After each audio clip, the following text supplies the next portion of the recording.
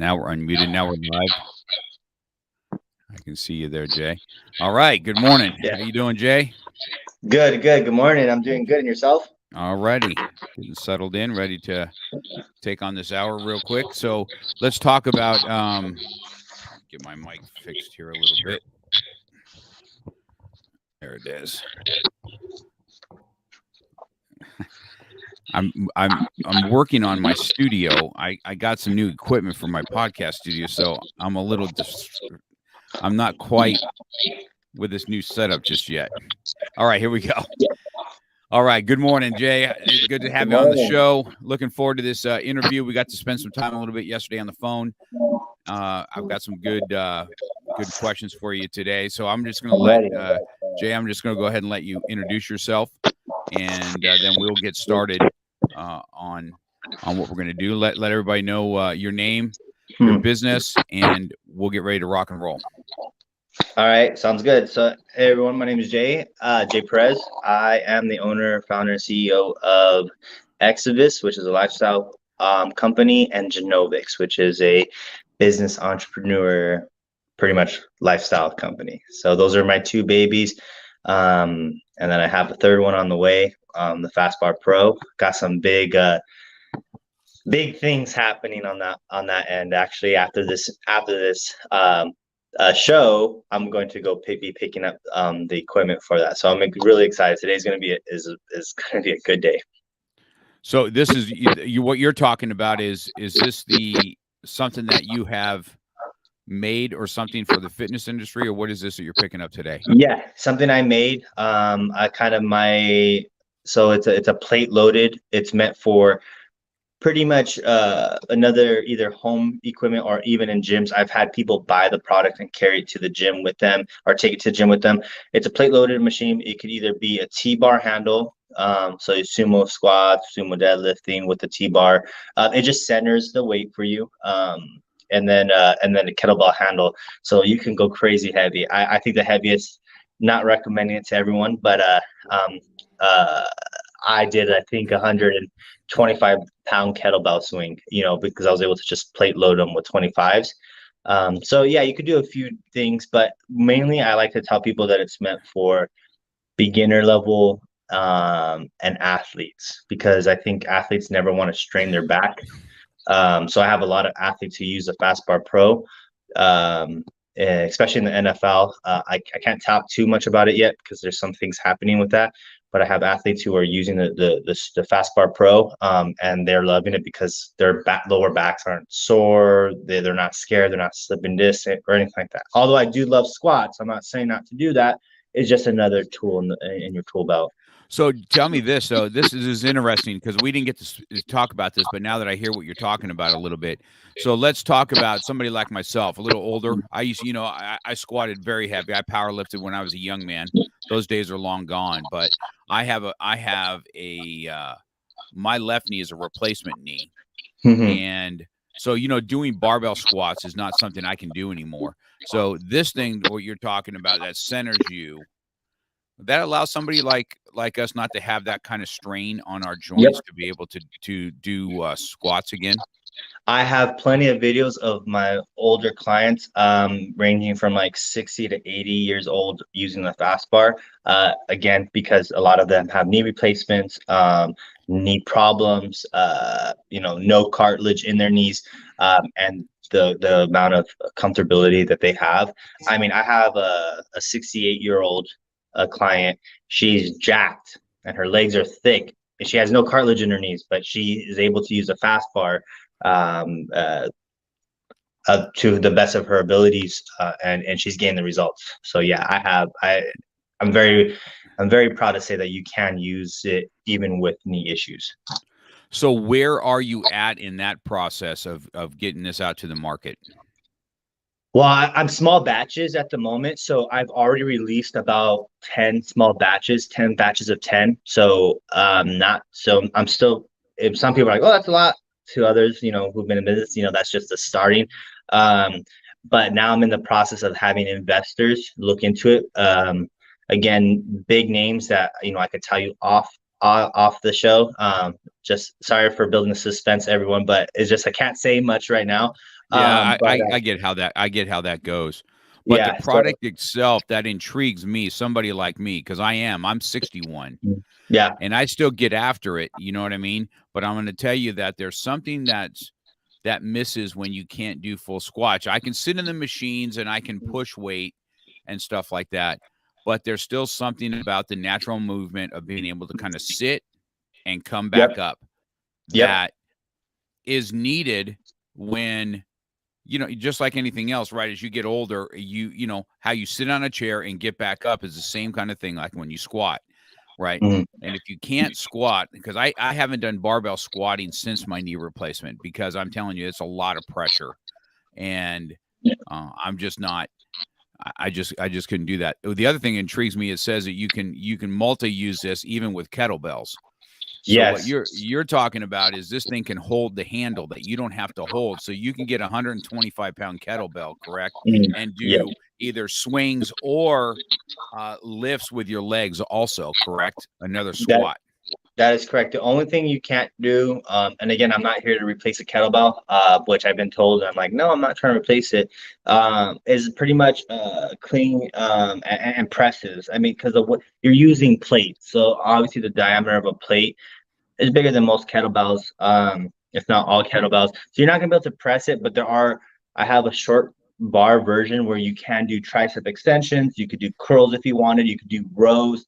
You could do upright rows. So you can pretty much do almost everything but a press with it. Again, depending on how much weight you have. It, I'll send you videos. I'll probably even send you one just because you allow me to be on your show. So This that's is how it works. super. Yeah, I totally appreciate that, Jay. That is, Yeah, I'm super. We didn't even get to talk about this, but man, yeah. this is kind of gets me jacked because I'm somebody that I lifted weights heavily in Mhm. back. I'm probably a little older than you, but back in my day, functional fitness was not really something that we did a lot of. It Yeah, was when I played football, it was hit the weight room. How much weight right. can you squat on the squat rack? And and then nutrition wasn't. I don't even know if nutrition was really talked about unless you were in the bodybuilder world. And so, even after high school, I just did powerlifting, and there was no nutrition involved in powerlifting. How much weight can a big guy lift? Right. And I used to be able to bend the bar with 575 pounds on squatting, right? And I used to watch the bar just kind of bounce. It used to kind of Yeah. give me an adrenaline rush. But now today, I've paid the price on my knees and everything else because of it. You know what I mean? Right. And Right. Right. so Right. who I teach in the future now when I'm teaching my own students, I don't want to see those same injuries that I've come across. So, we've come a little bit farther in trying to get healthier. It's funny as you get older, you're probably already in this because you're in the fitness industry, but as I get older, you know, your nutrition starts to come into play. Your Mm, mortality comes into play when people that are close to your age are dying off, and you're like, man, what the heck is going on? And you're wanting to have this health thing, and then what made you, as a young guy here, what made you decide I'm going to invent this thing? What caused it to be an invention for you? Is it something that you were looking for, or is it just kind of happened? Um, both. It's that I like to tinker. I grew up on 2 acres, so I was building random things. Growing up. So I think my mind was always. I was able to grow. Those kind of skills. But during my coaching time, a lot of I was known for building good booties like 10, 13 years ago. So even before Instagram started and even before women were all about that, I started in the backyard of the house I was renting, and I was getting all the moms on the block. You know what I mean? Yeah. But what the problem is, their squats were just garbage. They were just knees were buckling in, touching each other as they squatted. They were folding over. It was just really bad. And I'm like, it's cool. I was like that young coach. I'm like, I'm gonna, get their squats on point. The problem is that their squats looked amazing in a month, 2 months, just depending on how fast they were able to catch on, how many times we met up. That by the time their squats are good, they were already burnt out in a sense of they weren't getting that the look they were going for, like the flat stomach, or like they were getting results, but not in that, I guess, fat loss kind of results that they were looking for. And it's because I was spending so much time with their squats, you know. Um, so what happened was I made it's not a new idea. The T-bar isn't a new idea of it, but I was like, all right, what can I do? So I got galvanized pipe, and I made one with the 1 inch for the 1 inch plates. And then I had another pipe where I sawed off a cheap machine, the like leg extensions, where you can put Right. the plates off. Got that, took off that plastic, hammered it into another pipe. So I had a 1 inch for the galvanized, and then I had another 2 inch that was made out of galvanized, just slamming pipe on it, but or the plastic on it. And then I made like the T-bar handles out of galvanized. And so yeah, I was able to use I carry those when I traveled with my clients. And so I was able to, it's funny because the moment they got on the T-bar, their squat was centered. They were able to track their knees and drive them out. They were able to get lower. They were just, their form just looked so much better. I had women who couldn't squat with a 45-pound bar, but they were already starting with like 50 plus to 80 pounds on the T-bar because they were just, it was just, it just complemented, the body very well. So that's kind of how it started. I just was like, how do I get results without having to put so much time and emphasis into form?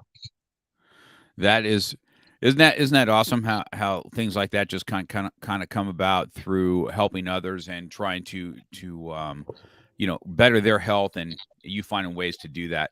That's a good story, man. I'm looking forward to seeing how that product goes, because I'm Yeah. super intrigued by it. Just at the simple fact, I'm like, wow, can I use weights again to do some squats? Yep. I promise Because you can. Promise you can. Once you see it, once I pick them up, the powder coating I did two colors. I did a matte black and like a matte gray blue. But the gray blue came with a little bit of texture, not enough texture to, tear up your hands. But enough where I was like, hey, it kind of makes sense. So we'll see. This is my first time putting texture on it. I'm excited for that. So yeah, actually my assistant's coming soon, so I'll probably, while I'm on the show, I'll probably just tell him to go pick him up. But yeah, I'll send you pictures and we'll talk more later yeah, on how to that'd be make good. how you can Yeah, just send I'll be one. totally we'll be totally down. What you'll need to do, Jay, with me is just make sure that I get where they can see these at, where your YouTube channel's at. We will put this, all of my podcasts will be audio also. So by the end of day, I will have the audio version of what we're doing this morning.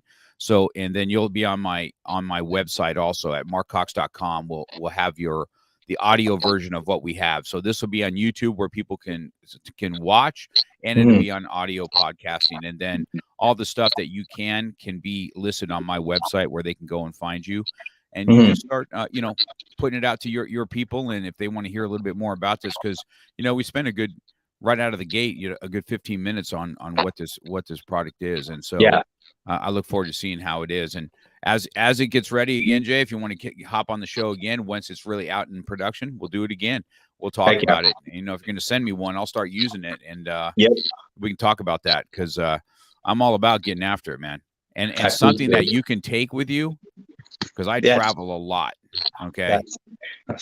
That is gold. Right. And I don't want to talk too much more about this because I know we got a whole, agenda, but one thing I want to say is I don't know how big it is for people, but even with my clothing, it's USA made. I even, drill, holes in like, so for the locking system and all that. But everything's USA made, so I get my steel here, my welders are here, my powder coaters are here. So, and even I have hands on. So, I truly stay true to that. And again, I'm something I'm very proud of as well. So, That's super awesome. Well, that makes the product even better, right? That we can keep it, we can keep it here in the States and still keep it where people can buy it. You know what I mean? So that's a good thing. So, well, let's talk about your gym real quick, where it's at, where you located, and let's talk about why did you start in the fitness industry? Have you always been in it, or where did it lead you to be able to open up your own facility? All right, for sure. So, my gym's located in Chino, California. So, if anyone in California, you guys know where that's at.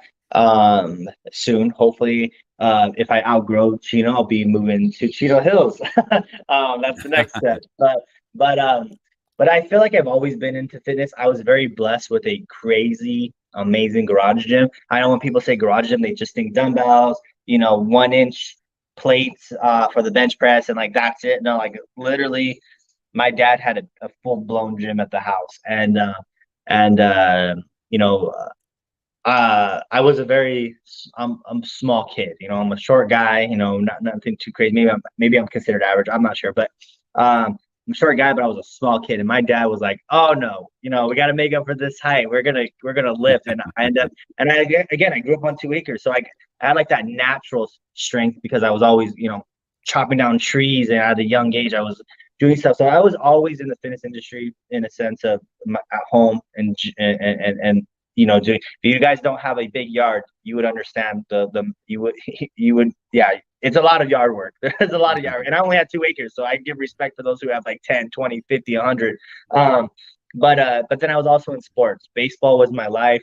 My dad and I, we built a 25 by 75 foot batting cage in our yard. So baseball was our life, and then wrestling as well. So I just was always active and just blessed to have an early start on that. And then we got to the gym. Uh, you know, uh, Without saying too much, I kind of started a fitness company, about 9-ish years ago, out of the back of my trunk, my Toyota Corolla. Started a fitness company. 9 years, 8 years later, opened up a gym. And the gym was supposed to be, without making this message too sour, but it was supposed to be a partnership. Well, not everyone's meant to be a business owner, and Hmm. had to cut ties, which led me to taking on all the responsibilities of the gym. And so like the gym was never, I'll be honest, the first thing I wanted to do. Actually growing my clothing line was the first thing I wanted to do. But now that I'm like 130 50K deep, I'm like, well, might as well get the gym until I build a gym to franchises, because I'm not gonna just close down shop now, you know what I mean? So yeah, once I get to the franchising, then I'll probably look back and be like, all right, it was a blessing. You know what I mean? Right. Well, I think that we that's one of those things that sometimes partners are not. I encourage a lot of people that open up schools, martial arts schools, to fly solo because Yeah. partners are, they're, if you're not entrepreneur minded, Mhm. and we can talk about what that looks like, but then that's going to come back and bite you. So that's probably a good thing. Now, how did you fare through the pandemic? Did you grow through the pandemic? Did you go outside? Did you have clients that would come and still work out with you? How'd that go? Yeah, during the pandemic, I didn't stop. So, actually, the room I had a year and like 5 months ago, year and 5 months ago, I was renting a studio, and I just turned that studio into a gym. And when I mean studio, it wasn't a big thing. It wasn't. I have pictures. People could see that on Instagram. It was a small little thing. I had probably a squat rack and dumbbells on the floor and a barbell. That was my gym, and I was training people, or I would go to their homes. Um, and then from that little setup, to a 32,000 square foot facility within a year. So I grew in the pandemic, and the reason why I grew in the pandemic is I never stopped. You know, Hmm. um, I literally, while people were sitting on the couch waiting for the stimmy checks, I was like, nah, you know what? Let me grind as much as I can. You know what I mean? So I was able to. It was almost like the best time to sprint during a race is probably when everyone's sitting down. You know what I mean? So That's like correct. so that's kind of what happened. I saw everyone sitting down in the race, and I was like, well, it's my shot now. And without, the pandemic was a really bad thing. What happened to a lot of businesses? I mean, I think hundreds of thousands, if I'm not mistaken, businesses shut down that will never open up again. And my heart goes out to those companies, but it was like the first time that I feel like the small guy, like the small business, had a shot to like take advantage, you know, and give them authority in their field. Yeah, I agree with all that's 100%. It's good to know because we also got right after it. Now we had these group classes and stuff like that, but we put a website up within a week that had videos on it. We would go live every day and have class every day and stuff like that. Testings we would do outside. We would meet at the park and we would just keep getting after it. And good to say because martial arts schools closed down like they were going out of style. Luckily, I don't just do Brazilian Jiu-Jitsu. I mean, Brazilian Jiu-Jitsu schools really got hit hard because even them, it's very hard to do anything at home. You know what I mean? So they got hit really hard. But teaching Krav Maga and Tong Soo Do, you were still able to get up and get things going. So we, most of all of our organizations and stuff, none of our schools really closed down. We just got after it. My stimulus checks, I opened, mine's about to launch. I use my stimulus check to buy an online coffee business because I love coffee. And so when I was sitting at home, I was like, what else is there? Now, everybody's drinking coffee in the pandemic. They're sitting at home, not going to a store. And I said, I'm going to do an online, and I got, so America's Best Coffee Brew is coming out, and I just did the final stages of the banking part of it, and then it's going to be launched, and we'll see what happens with it. So that's what I did with stimulus money. I certainly didn't sit around and go buy a new TV. I can tell you that. It's funny. I think that's how you said earlier about what an entrepreneur mindset looks like. If I was getting free money, it was going towards the business. It was like, I saw when I got a stimulus check, I was like, I'm going to invest into the fast bar. So I used one for the fast bar, you know what I mean? And then I used one to buy new equipment, so I didn't buy a new pair of shoes. Like I know, no shade to anyone who did that, but I think if the shoe fits, that's what makes the difference between, are you ready for that entrepreneur life? If your first thought was, buying something Gucci, then you probably are not there yet. You're not there yet. Not saying you can't get there, but for someone like, yourself and or myself, like the first thought was, we're investing it into a business. You know what I mean? So that's a good sign if you guys. So if you guys are like wondering, hey, should I start a business? What would you do with free money? And what did you do with free money? Yeah, that's good. Carrie's on right now. How you doing, Carrie? She's saying this is where you can follow Genevic's on she's on Instagram. Oh yeah, Carrie, have them follow my personal page. My personal page connects to everything. So yeah, personal page. Also, so Carrie, if you get a second, Carrie, go ahead and put that up also, and I'll flash it on the and then it'll be in the notes also. So just pop it up on there when you get a minute. So I was reading through your bio a little bit. I think that this is some good stuff to talk about. I mean, it started off, it said the road to success is narrow. It's meant to test your limits. Yet a lot of people seem to forget nothing worth achieving will come easy. With that said, I want to share what I've learned along the ways, and setbacks happen. Let's talk about that. Setbacks and who you surround yourself with will determine your success. Let's talk about the setbacks. Was that part of your setbacks being a partner?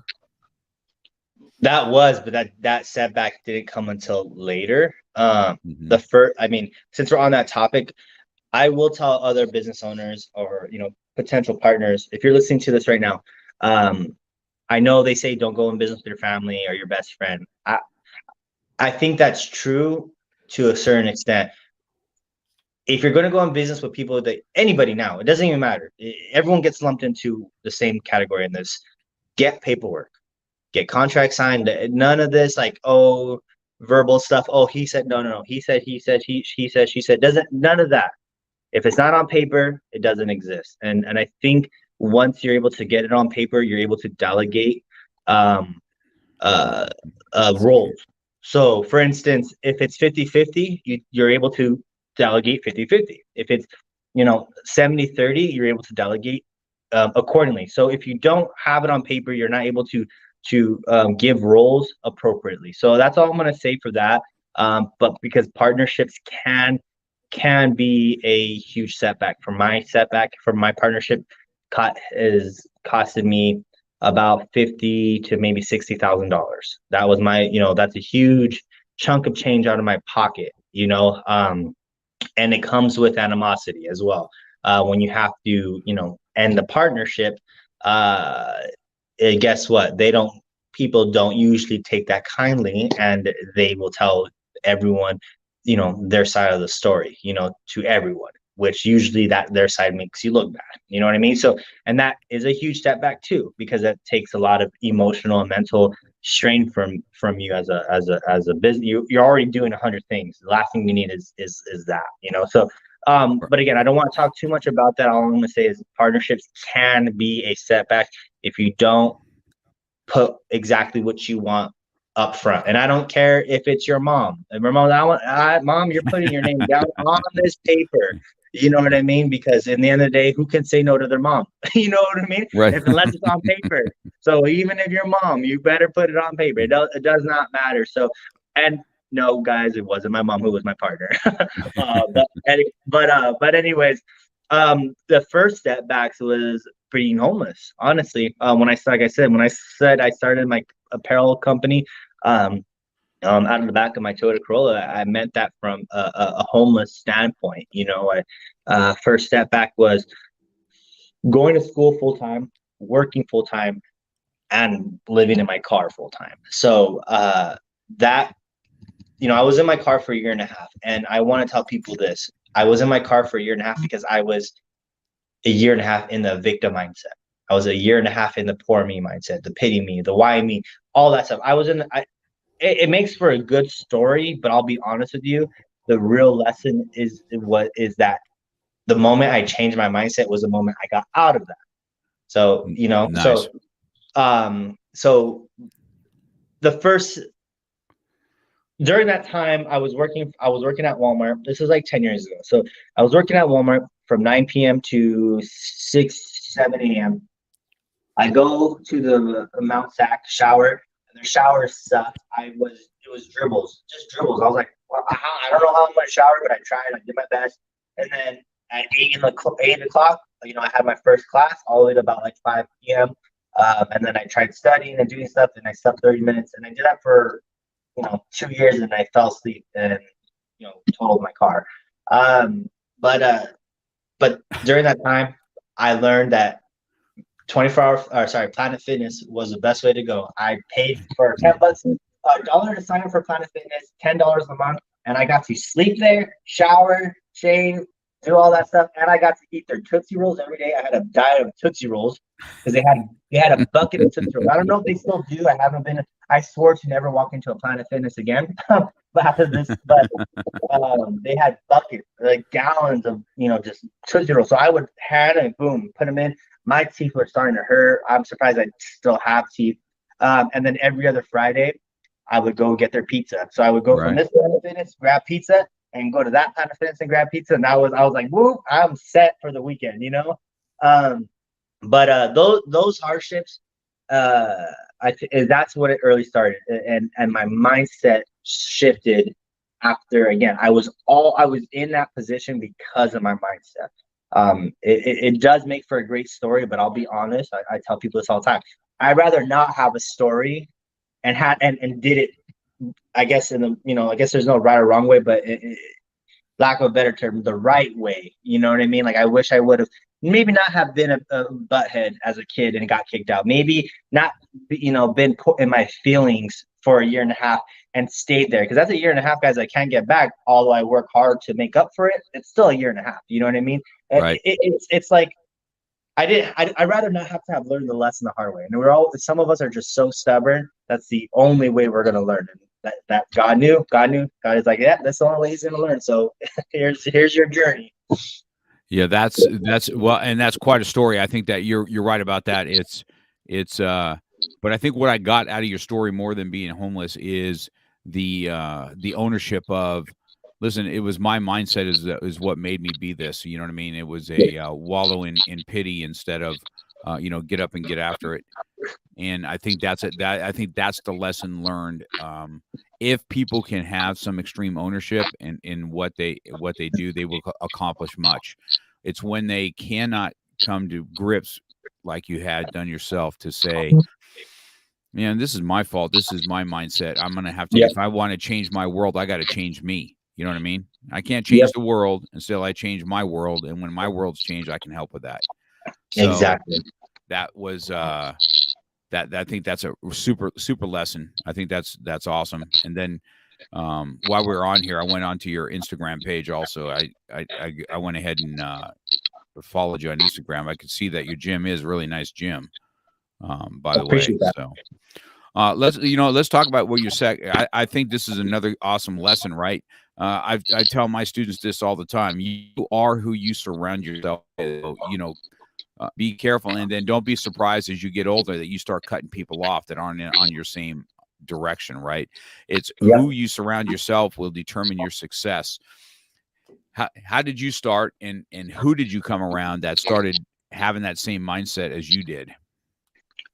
Yeah. Okay. So that goes back to right at the pity end of the end of the pity me stage. I'll be honest. There's one night. This is for the men that need extreme accountability. I remember waking up from like a nightmare, and I don't know. I don't know why, but I looked in the rearview mirror and I just had tears. I had tears coming down, and I think I was just tired of it. I was sick of it. So that's when I said, you know what? Today I'm going to get out of Walmart. I'm going to get out of these circumstances. Talk to a friend who was in a job I wanted. I got the job. It took me 2 tries to get it. By the second time, I was able to get it. Once I was there, I was like, man, all right, well, I need help in my business. So I went on Instagram. And this is at a time where I don't think people were as flashy as they were on Instagram. I feel like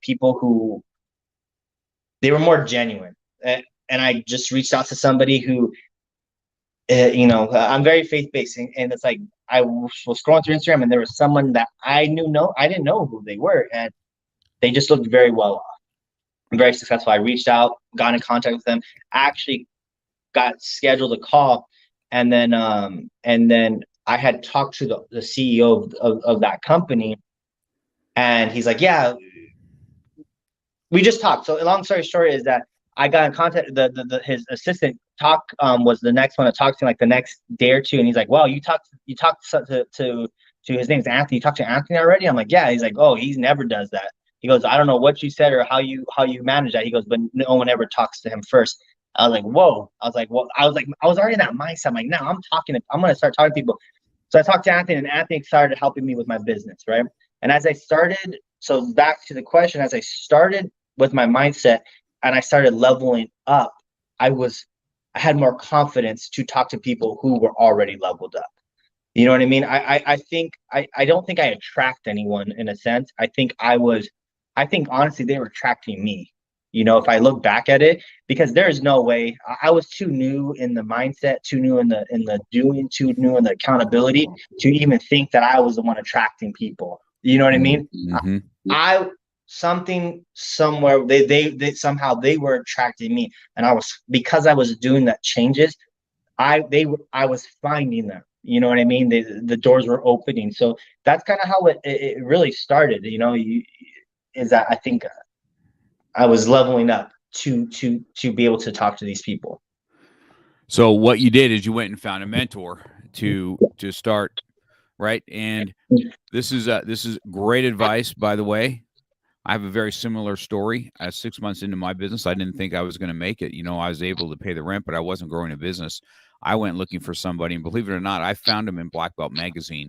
He was a School of the Month, and I'm like, I think this guy, first of all, I said, I think this guy's a Christian, and I think that he has a big school.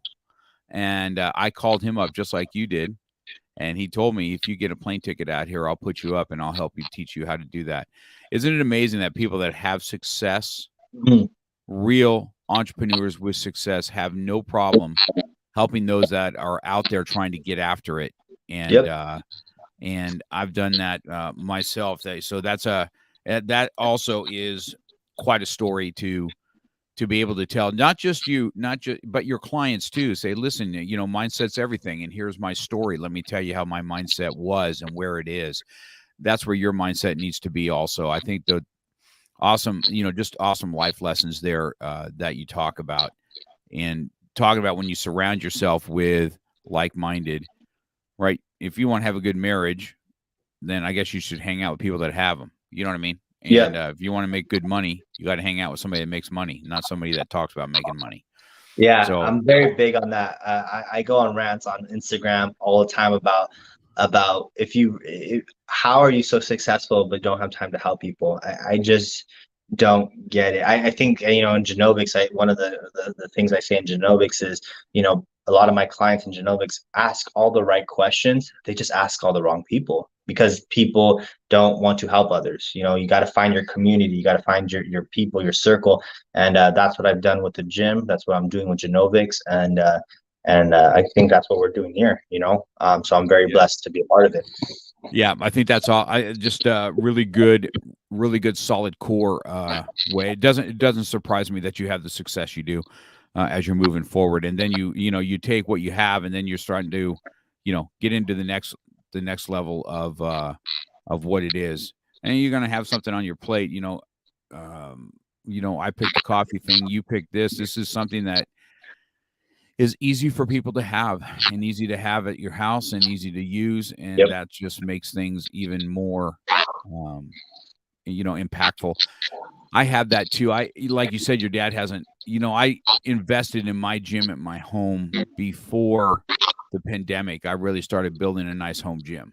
And I'm kind of an old school guy. So if you see I got those old iron weights that are dumbbells, up to 100 and something pounds. And, and I got old iron weights because I like to hear the clang of the irons. And I got a few machines in there that I have. And I have a really nice home gym because I was watching the gym etiquette kind of leave. Our most, gym that was for bodybuilders in my community, bodybuilders and powerlifters and those type of guys, that gym is gone by the wayside unless you do something like yourself that's semi-private. And I said, man, the gym etiquette of these young kids today and filming and that you got to walk in front of their camera. I got so sick and tired of it that I said, I'm having my own gym where I can have some peace and quiet and do my thing. So that's how I built that. So it was that was quite a story listening to that, your pops. Now, how about your dad? Is your dad still with you? Yes. That's good. He still has the heavy lift. All his joints are messed up, and I beg him, like, Dad, lift the 5-pounders now, and you're okay. And nope, he's over there pressing with 2 shoulder surgeries, and can't even lift up his arms to scratch his nose, pressing 80 pounds. He can press them this way, right? He can press 80 pounds. The moment he's done, he can't lift up his arm to scratch his nose. So I'm like, come on. That's his old. This is just an old man mentality, man. I done the same thing. As young kids were pressing, I don't know, was it 350 on the bench? And I said, hey, can I walk in? And I just did it to do a couple reps. My wrist hurt so bad after pushing that weight. You know what I mean? All that pressure on my wrist from all of my years of martial arts. And last time even myself, I did those 120 dumbbells. I've never done them since that day because it compacted my wrist so bad that I could hardly train in martial arts for a while. And I'm like, man, my young days of being that pit bull are over, man. I'm kind of the junkyard dog now. So it's just light weights and agility. Honestly, now that's what I tell him. I'm like, it's okay, but then I'm over there lifting, and he's like, nope. so that's, I can't even work out with him because I already know that, like, if I work out with him, I'm gonna one day his arm gave out. Literally was pressing, his arm gave out, dropped the weight, and I'm like, are you okay? And he's like, yeah. He goes, but we're moving up in weight. And I'm like, oh my God. So just that mentality. I can relate Right to now, Dad, I guess man. now we see where I get my mentality from. Like, I'm just not giving up. Yeah. That's I understand where Pops is coming from for sure. That's funny. I'm no different. My kids watch me too. They're like, Dad. And then to even when I've got some students here that are pretty strong. Even my my oldest boy is pretty strong. He can push 85, 90 pound kettlebells up over his head for presses. You know what I mean? And I'm like, oh man, get out of it. If you can do it, I can do it. I lifted that thing, and I'm like, I did one and set it down and said, you see, son, I can do it. But I'll tell you what, I paid the price afterwards. That's for sure. Yep, exactly. So exactly. Well, let's talk about this one. You had another good. This is a good one, man. It said comparing yourself will destroy your momentum. Mhm. Let's let's dabble into that a little bit. I think Yeah. that's a really good core value right there. Yeah, I think we get caught up on social media. I mean, everything's fake. It's called a social media or Instagram filter. That's what I like. An Instagram filter. I think, you know, are there some real things out there? Yeah, but I don't think it's worth the time finding those real things out there. So just, whatever, leave. But I think in business, I have coaches, who are like, they're just starting out, right? And then they're comparing themselves to me, the gym owner, the guy who owns a fitness company. You know what I mean? And I'm like, dude, like, why are you focused on me? What does my business have to do with your business? When I was in your shoes, all I had my blinders on. I was working hard. I didn't have, I sat down with them. I'm like, while you're focused on where I'm at, I was like, your 5 a.m. to 11 a.m. should be packed. Your 4 p.m. to your 8 p.m. should be packed. I go, but they're not. I go, I see you training once a day with a client. You know what I mean? I'm like, so why don't you focus on yourself? But that's just part of it. The other part, like I said, is being in a position where you see someone that is, same age as you or same industry as you, and you're looking, you're like, I want to be where they're at. But you don't know when they started. You don't know if they started 10 years ago. You don't know if they started 10 plus years ago. You don't know, if they have partners. You don't know if they were, inherited money. You don't know what it is, but you're so focused on them that you're beating yourself up for not being where they're at. You know what I mean? And like I said, it destroys that momentum that you've created or the potential momentum that you might have, because you keep stopping yourself. Every time you do that, you stop yourself. And momentum is one of the hardest things, in my opinion, to build. But once you build it, you ride that wave. Yeah, that's a good core value there to talk about that too. I think that I think that it's a human nature, whether it's a martial arts school. I think sometimes even, I a long time ago I stopped wondering if I'm going to be caring about martial arts schools that open up around me. Mm-hmm. I had a good advice one time from me was, why don't you focus in on having the best school and not worry about who's opening around you. Right. And that would been, once I got that from him, I was like, yeah, I like that. I like that advice. And that's the way I went after it from there. And, and I've withstand the test of time. You know what I mean? So if you come into my town, I've been there the longest. I've been here 32 years. So I've already, I've already made that happen. So, right. I think that's good. And I listen about your Instagram and stuff like that. Tell me if you agree. I think sometimes people follow us. We have a big following because they're waiting for us to fall, not to encourage us. I think there's more haters on there than there are. Then they're waiting for you to make the mistake. And I put a meme out the other day. I said, my biggest supporters are people I don't even know. Yeah. And the ones that want to see me fall are in my back door. And that's why they follow me, seeing like, okay, what's he gonna mess up on today? What's he gonna do incorrect today? What can I pounce on today? See. Yeah. So you agree with that assessment? I'm sure you get the hate. I think, I don't know if you saw, I know we follow on Facebook and I have my Instagram, but I had posted a packed calendar not too long ago, like a couple days ago. My calendar was just packed, and it was a small flex to those who hate me. Like you said, the ones that are waiting for us to fall. I was like, I even posted. I was like, posted a packed. I mean, it was my calendar's jam packed. I'm like, I'm too busy. You say what you want about me, but I'm too busy outworking you to care. That's awesome. You know what I mean? And the people that I know that do their little whispers and chatters. As a business owner, I need to see my algorithms, and I look at the numbers, and I see the people who look at the posts, and I'm like, I know that I'm talking about you. You know what I mean?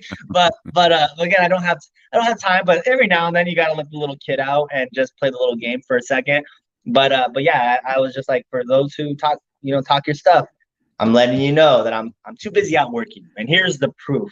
So do what you want with that, but I'm not gonna fall anytime soon. But again, I like to tell people I'm not trying to prove anyone wrong. And that goes back to a negative mindset. I'm trying to prove myself right. I don't care what you think. I don't care what you say.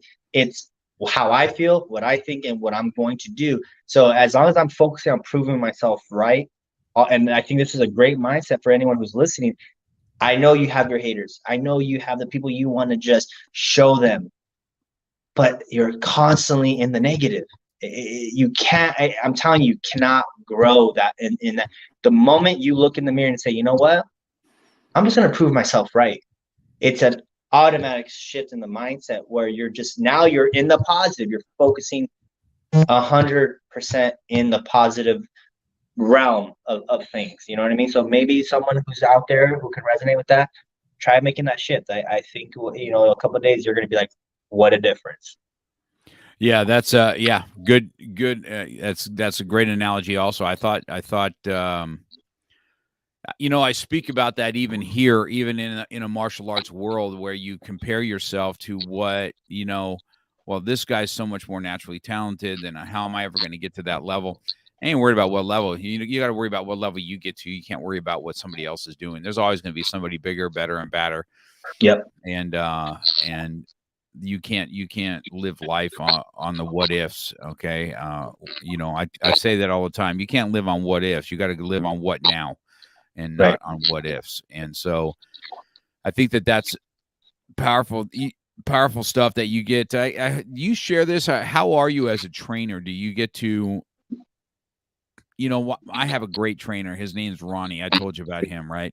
And he's more than a trainer. We used to have some, when he would lift with me and stuff, his philosophies would just that was the other part of him that was awesome. Do you get to share that kind of mind shift and mindsets with your clients when you're working with them?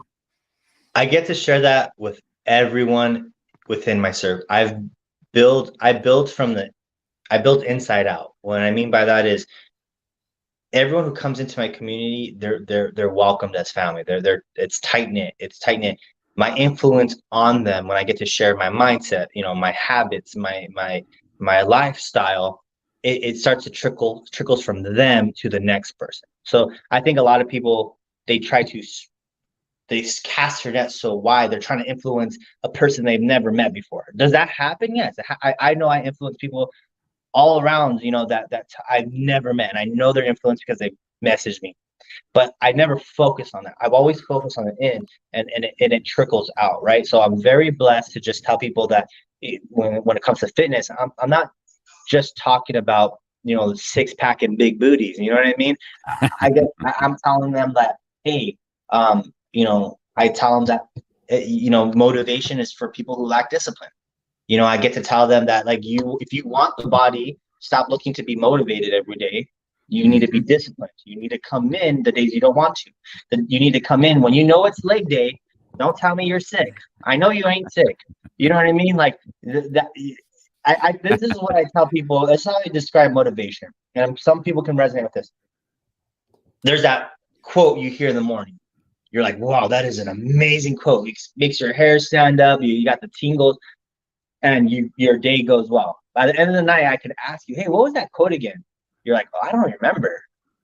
I have it, right? That's what motivation looks like. It's a small adrenaline dump, and by the end of the day, you don't even remember it, right? But if you have discipline and you have to do A through Z, guess what? At the end of the day, if it's discipline, I say, hey, did you do A through Z? It's a yes or no, because you know if you did or not.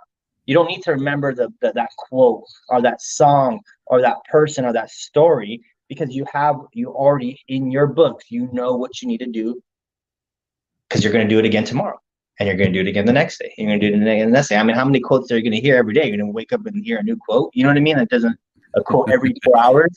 You know what I mean? Like that's what but back, full circle back, I get to share my mindset. I do think sometimes I'm told I'm a little aggressive, not my circle, but outside. Again, I'm told I'm a little aggressive. I'm blunt. I'm too no BS, and I'm like, I don't know if there's such a thing, you know. I don't know. I don't know. So I do get told that a lot. You know what I Yeah, mean? well, Carry if mentality. you were around me, you'd hear that about me on a constant, man, because Yeah, I am a no bullshit dude. I'm going to tell you yeah, that for a fact.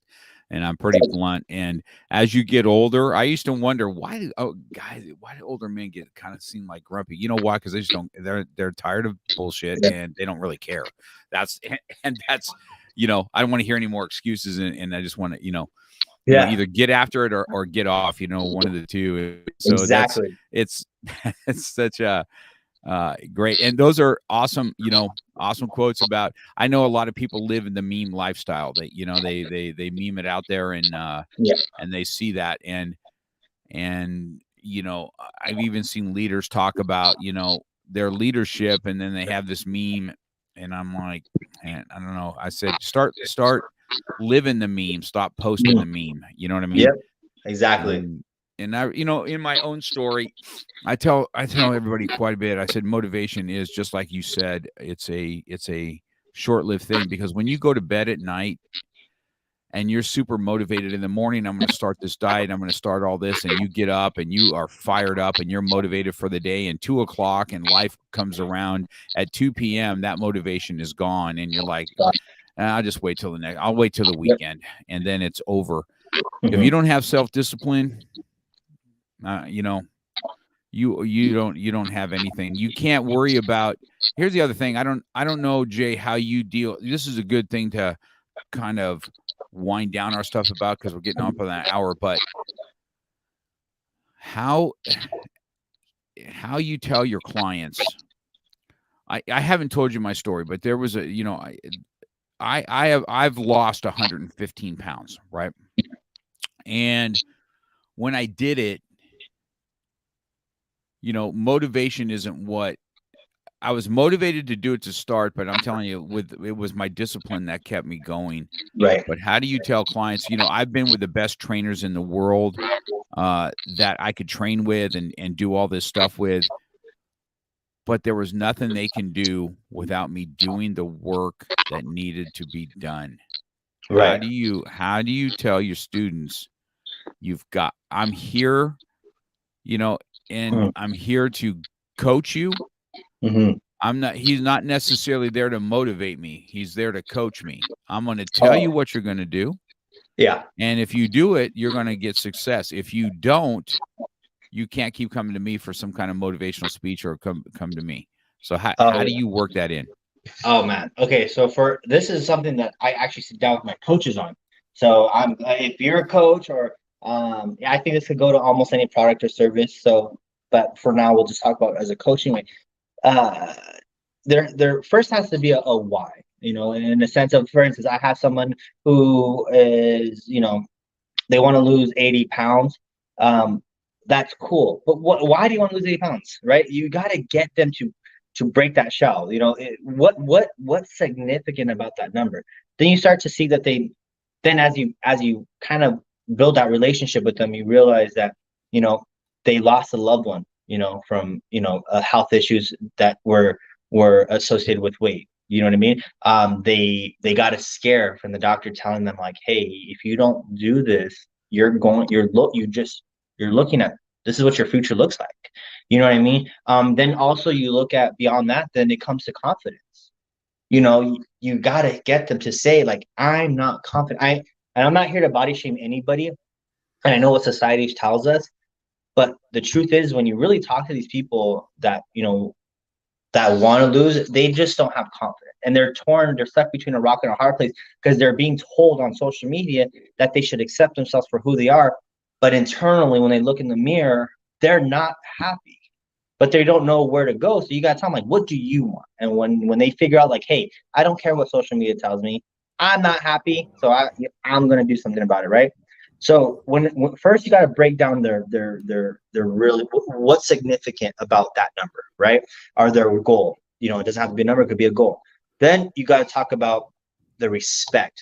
I like to ask them, do you have respect for yourself? And and I know it sounds like a trick question, but it's the God honest truth, because I talk about this a lot, not just with my clients, but my coaches, my agents, my employees, myself, my circle on Instagram, all that social media stuff, is that if you do not have authority, or if you lose authority in your voice, you'll never accomplish anything. And what does that mean? I mean, we'll go back to the fitness.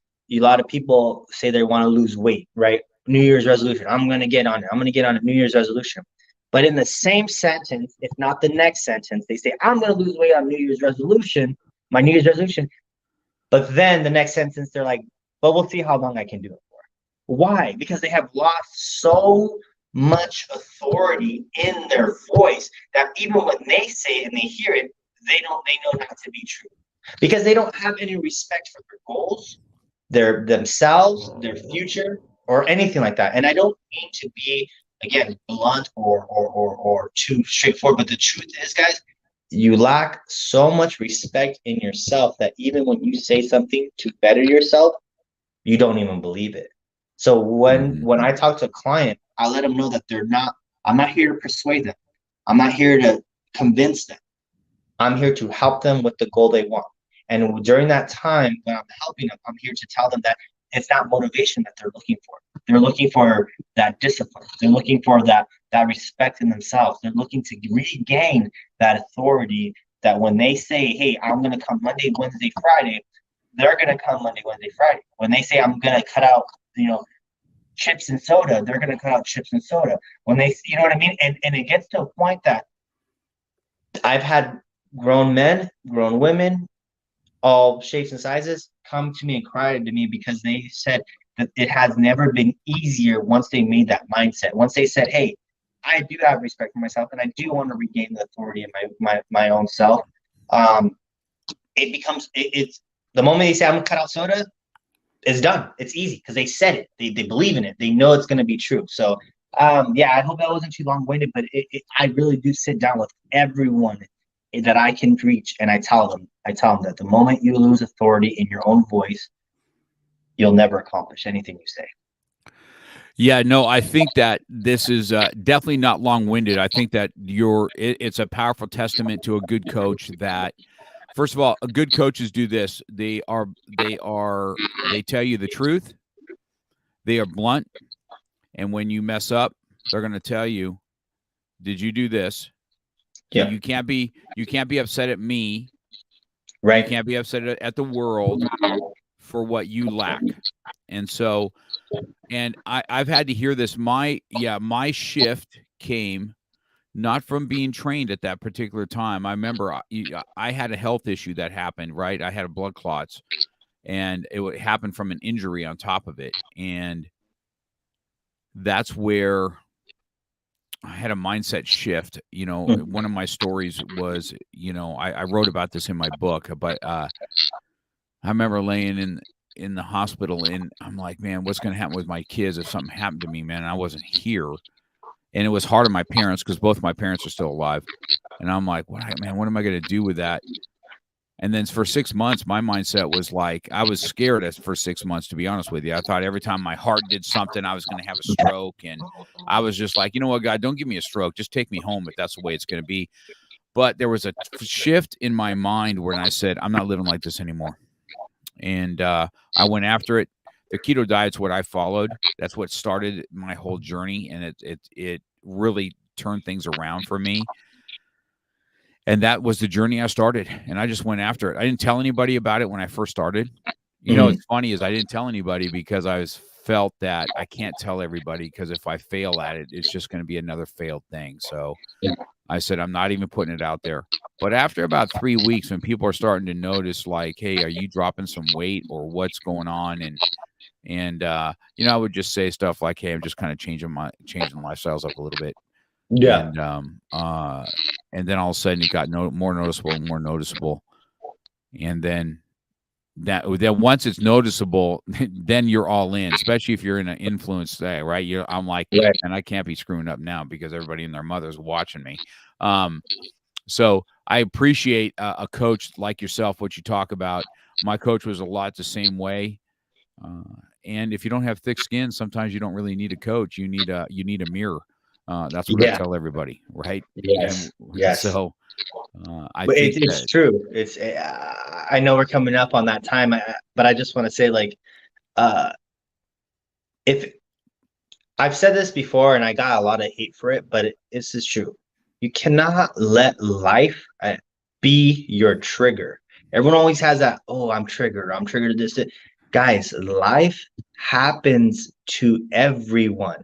Okay. Mhm. If you let life be your trigger, you're going to live a hard, unsatisfied, unhappy, miserable life, because if that red light, or if you catch every red light and it triggers you, yeah, your day sucks, right? If someone breaks up with you and that triggers you, or the talk of relationship triggers you because someone broke up with you, you're gonna have cruddy relationships. If going for your dreams, you failed one time, and going for your dreams now triggers you, you're never gonna go for your dreams. You go, I'm saying, like, life cannot be your trigger. And I think, going back to the tough skin, you need to have tough skin and stop letting people think that the strength, all these people who cry about, that victim mindset, and they get called so being strong for sharing their tears of being victims. That's not strength, guys. And I don't mean to be mean about it, but it's not strength. Stop giving those people strength. True strength comes from overcoming. True strength comes from never giving up. True strength comes from sharing your stories of how you overcame, not sharing your stories on how you stopped and cried about it. That's not strength. So, Yep. anyways, guys, yeah, I don't want to That's take up good. too much more time. No, I think that's a good ending, Jay. I think the quality of what you talk about is the kind of coaches needed, especially in today's and believe it or not, Jay, I think there's a lot more coaches like yourself or myself out there. And of course they always get hate because, we just say it the way it is. And people want to hate on it. I mean, I don't care. What you're hating is you're hating yourself, and and you're using me to attack because you can't stand what you're looking at yourself. So that is definitely one of those things. So, man, I appreciate this hour, man. I'm looking forward to us getting together on this invention you got. I think that was an exciting thing for me because I'm like, wow, that's something I'll probably be able to use that. And then I just to see you in go a over couple your weeks, right? what's that?